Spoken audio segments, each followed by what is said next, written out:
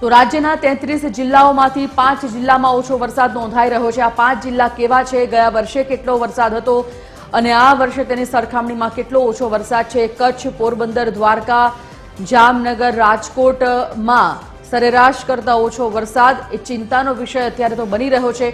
ચોમાસું પૂર્ણ થવાને આડે છે, બસ ગણતરીના દિવસો બાકી છે અને તેમાં પણ વરસાદની આટલી ઘટ, સંગ્રહ તો દૂર, ઘટ હોવાને કારણે જે સિંચાઈ માટે પાણી છે એ પાણી નથી મળી રહ્યું।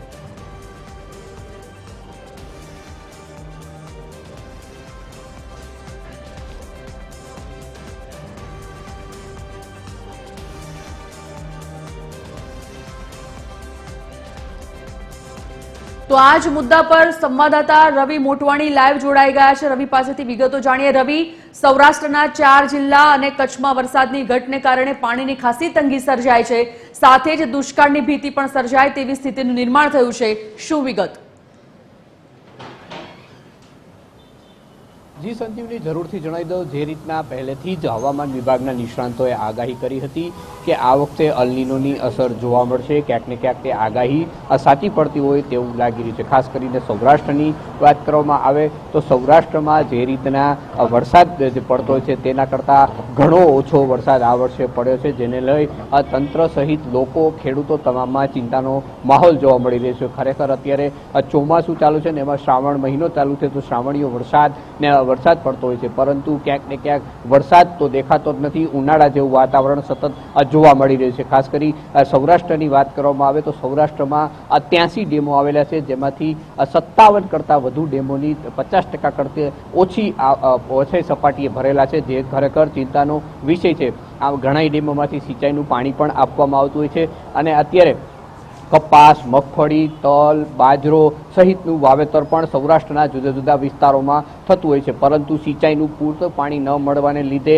પાકોને પણ ક્યાંક ને ક્યાંક અસર થતી જોવા મળી રહી છે।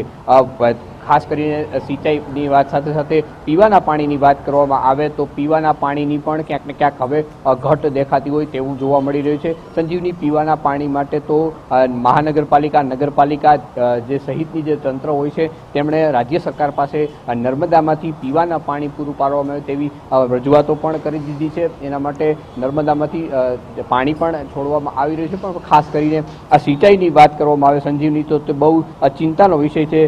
જે રીતે આપણે ટીવી 30 આખો અહેવાલ હમણાં બતાવ્યો કે દ્વારકાની વાત કરવામાં આવે તો દ્વારકામાં અંદાજે 6.5% વરસાદ થયો છે। જામનગરની વાત કરવામાં આવે તો અંદાજે 29% જેટલો વરસાદ થયો છે। કચ્છની વાત કરવામાં આવે તો કચ્છમાં 30% જેટલો વરસાદ થયો છે।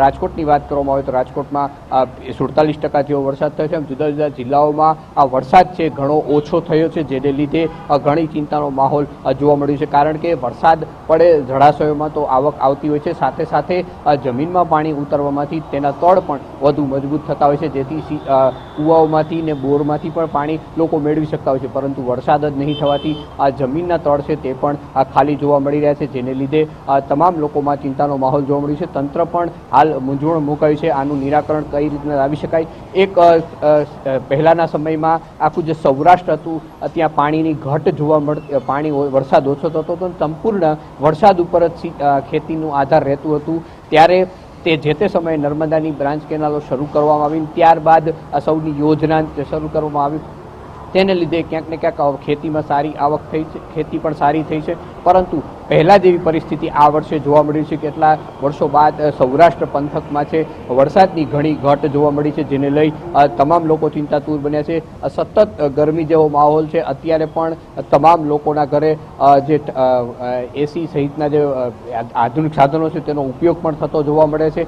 ખાસ કરીને વાત કરવામાં આવે સૌરાષ્ટ્રની પાકોની તો સૌરાષ્ટ્ર ઝોનમાં જો વરસાદ ખેંચાને લીધે ડેમોમાં આવક તો ઓછી થઈ છે, તેને લીધે પણ મુશ્કેલીનો સામનો પણ કરવો પડી રહ્યો છે। જી સંજીવની, બિલકુલ આપ જોડાયેલા રહેજો રવિ। તો અત્યારે તો ગુજરાતમાં 5 જિલ્લાઓ એવા છે જ્યાં વરસાદની ખાસી ઘટ છે અને ઘટને કારણે હાલ તો ખેડૂતો માટે આ ચિંતાનો વિષય છે। સૌરાષ્ટ્રમાં વરસાદનું પ્રમાણ નહિવત જેવું રહેતા ચિંતાજનક માહોલ।